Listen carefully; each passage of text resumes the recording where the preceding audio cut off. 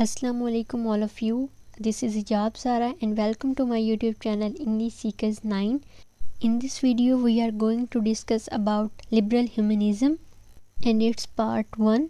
इस वीडियो में हम डिस्कस करेंगे कि इंग्लिश एकेडमिक सब्जेक्ट के तौर पर कब डेवलप हुआ, कैसे डेवलप हुआ, इसको थेरी बिफोर थेरी क्यों कहते हैं, लिबरल ह्यूमनिज़म को, मैथ्यू आर्नल्ड कौन था वो, and some other points.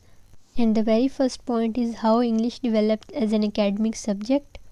Actually liberal humanism को समझना हमारे लिए बहुत मुश्किल होगा जब तक हम ये नहीं समझ लेते कि इंग्लिश जो था वो एज एकेडमिक सब्जेक्ट कैसे डेवलप हुआ. अगर हमें इस चीज़ की अंडरस्टैंडिंग हो गई तो फिर उस लिबरल ह्यूमनिज़म को समझना बहुत इजी हो जाता है. इसको समझने के लिए हमें ये जानना पड़ेगा कि 19th सेंचुरी के फर्स्ट क्वार्टर में, क्वार्टर कहते हैं 1.5 को, लाइक 100 में से 25 को क्वार्टर कहेंगे, तो फर्स्ट क्वार्टर जो था 19th सेंचुरी का मीन्स 1800 से 1825 तक, वहाँ पर उस टाइम में इंग्लैंड की हायर एजुकेशन की क्या कंडीशन थी, क्योंकि वहाँ पर जो इंग्लैंड में ना 2 यूनिवर्सिटीज़ काम कर रही थी, ऑक्सफोर्ड और कैम्ब्रिज, और ये यूनिवर्सिटीज़ भी ना लाइक डिवाइड हुई हुई थी स्मॉल इंडिविजुअल इंस्टीट्यूशंस में, और उनको इंडिविजुअल इंस्टीट्यूट के तौर पे चलाया जाता था. एंड इंटरेस्टिंग बात ये थी कि जो वहाँ के टीचर्स थे ना वो सिर्फ मेल्स थे और वो भी अनमैरिड थे, ताकि वो उस यूनिवर्सिटी में या स्कूल इंस्टीट्यूशन में रहकर बच्चों को पढ़ा सकें. और वहाँ की जो टीचर्स थे वो लाइक मिनिस्टर्स काम करते थे, यानी कि वहीं उनकी रूलिंग होती थी और वो मतलब वही सब कुछ संभालते थे. और जो सब्जेक्ट ऑफ़र किए जाते थे ऑक्सफोर्ड और कैम्ब्रिज में वो क्लासिक सब्जेक्ट्स थे, like Greek and Latin literature, divinity and mathematics पढ़ाया जाता था वहाँ पे. और इन यूनिवर्सिटीज़ में जो थे कैथोलिक थे, जूइश थे और एथिस्ट थे, उनकी एंट्री को रोक दिया गया था, यानी और ना ही वो प्रोफेशनली सिविल सर्विस में जो है वो जॉब कर सकते थे एज अ टीचर. और ये सारी सिचुएशन थी, ये तकरीबन 1820 तक यही रही situation. And the fourth is conservative forces were against reforms. असल में अटैम्प्ट्स बहुत की गई कि ये सिचुएशन या ये सारी जो रूल्स एंड रेगुलेशंस हैं इनको चेंज किया जाए और जो दूसरे सब्जेक्ट्स हैं उनको भी एज अ कोर्स कंटेंट जो है वो ऐड किया जाए. लेकिन जो कंजर्वेटिव फोर्सेस थी ना, मींस जो उनके ख़यालात थे पुराने, वो ये रिफॉर्म्स होने ही नहीं देती थी. लेकिन 1826 में एक ब्रेक थ्रू हुआ, और वो ब्रेक थ्रू ये था कि यूनिवर्सिटी कॉलेज ने ना, लंदन में एक कॉलेज था, उन्होंने मेंस और वुमेन को जो है ना, बेशक किसी भी मज़हब से ताल्लुक़ रखते, उनको हायर एजुकेशन की जो है ना डिग्री वो ऑफ़र की.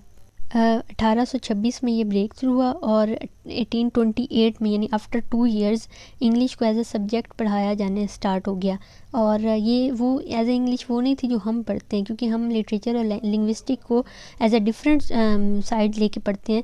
लेकिन वहाँ पर क्या था कि लिटरेचर को ही यूज़ किया जाता था लिंग्विस्टिक्स की एग्जांपल देने के लिए, यानी इसको एक ही सब्जेक्ट के तौर पर लिया गया.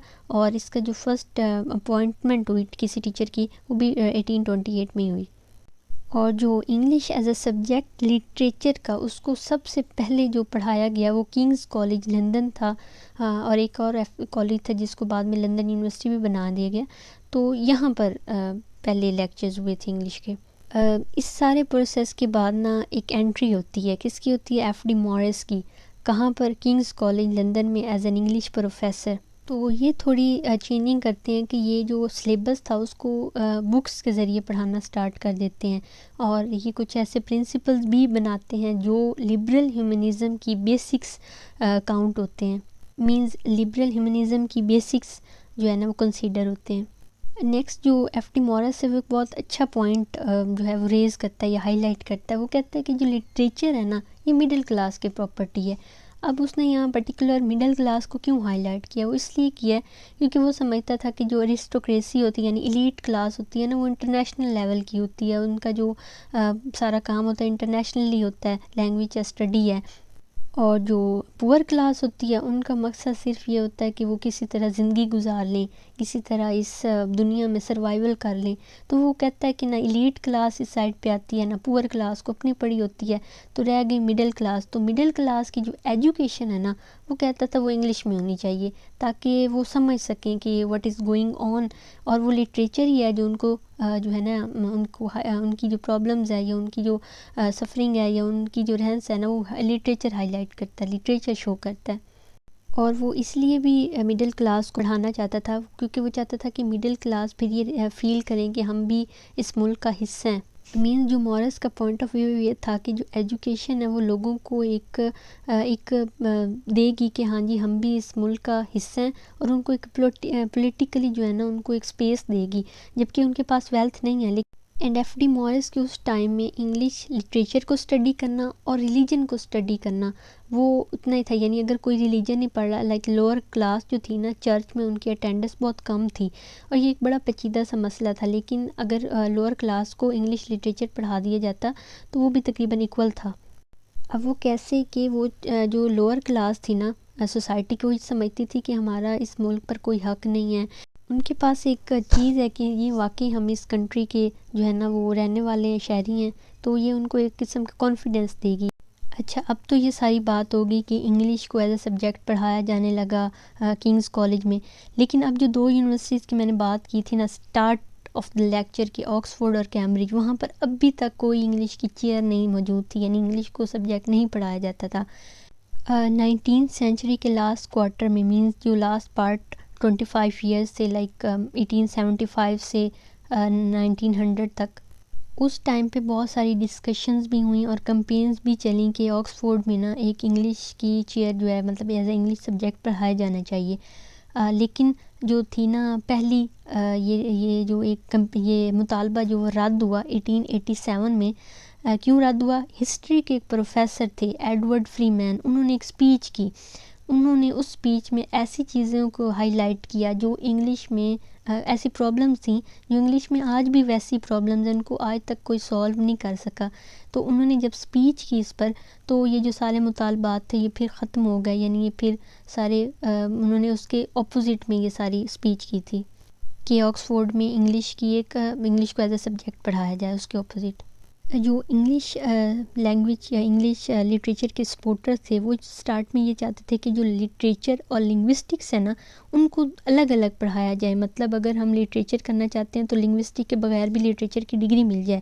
لیکن جو پروفیسر آف ہسٹری تھا فری مین, اس نے ایک رسپانس کیا آگے نا.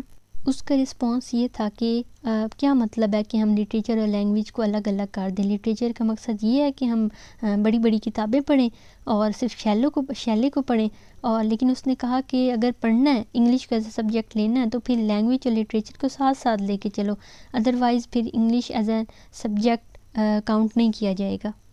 انڈائریکٹلی وہ جو لینگویج تھی نا انگلش لینگویج, اس کو امپورٹنس دینا چاہتا تھا کہ لینگویج کے ذریعے لٹریچر پڑھایا جائے تو وہ ایک اور اچھی بات ہے. تو اس کے بعد جب یہ اس کی بات مان لی گئی اور ایک انگلش کا جو کورس تھا وہ فائنلی سیٹ اپ ہوا, تو 1894 میں یعنی 1894 میں آکسفورڈ میں جو ہے نا انگلش کی سیٹ ہو گئی اور انگلش ایز اے سبجیکٹ پڑھانا سٹارٹ ہو گیا. اور پھر 1920 میں یعنی اراؤنڈ 25 ایئرز بعد جو ہے نا وہ کیمبرج میں بھی انگلش پڑھانی سٹارٹ ہوئی ایز اے سبجیکٹ. اور جو سٹارٹر تھے وہ آئی اے ریچرڈ تھے, ولیم ایمسن تھے اور ایف آر لیوس تھے. اچھا, اب جو آئی اے ریچرڈز تھے نا وہ اس نظام جو آج کل ہم جیسے انگلش پڑھتے ہیں وہ اس کے بانی تھے. یعنی انہوں نے لٹریچر اور لنگوسٹکس کو جو تھا وہ سیپریٹ کیا, اور انہوں نے ایک ٹیکنیک کو پائونیئر کیا, لائک پریکٹیکل کریٹیسزم جسے کہا گیا. اور ان کی ایک بک تھی 1929 میں پبلش ہوئی, تو اس کا وہ ٹائٹل بھی تھا. انہوں نے اس میں کیا کہا, انہوں نے کہا کہ ہم جو اسٹڈی کریں نا لٹریچر کی وہ ٹیکسٹ کی صرف کریں, نہ کہ ہم اس کی لٹریچر ہسٹری کو دیکھیں اور نہ ہی کنٹیکسٹ. یعنی وہ چاہتے تھے کہ ہم جو بھی ٹیکسٹ اسٹڈی کریں اس کو ہسٹری کے مطلب پرسپیکٹیو سے نہ دیکھیں, اس کو صرف ایز اے ٹیکسٹ لے کر اس کو انالیسس کریں اس کا نا. مینس وہ یہ چاہتے ہیں کہ جو اسٹوڈنٹس ہیں نا وہ پریکٹیکل کریٹیسزم کی ٹیکنیکس کو لرن کریں, اور جو پیج پہ ورڈز نظر آ رہے ہیں نا صرف اس کو انالیسس کریں. یعنی وہ اس کے آگے پیچھے کی کہانی نہ پڑھیں, صرف ان ورڈز کو انالیسس کریں ان کا.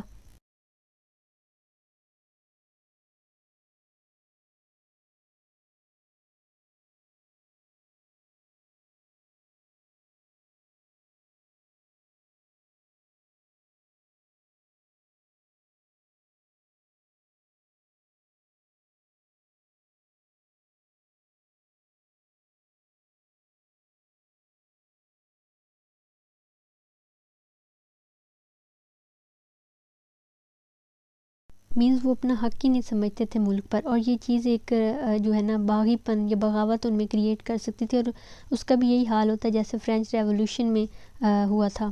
مینز آپ کہہ سکتے ہیں کہ جو یہ ساری چیزیں تھیں نا، یہ لبرل ہیومنزم کو سٹارٹ کر رہی تھیں، مطلب یہ اس کی بالکل سٹارٹنگ ہے، بیسک چیزیں ہیں نا وہ یہ تھیں.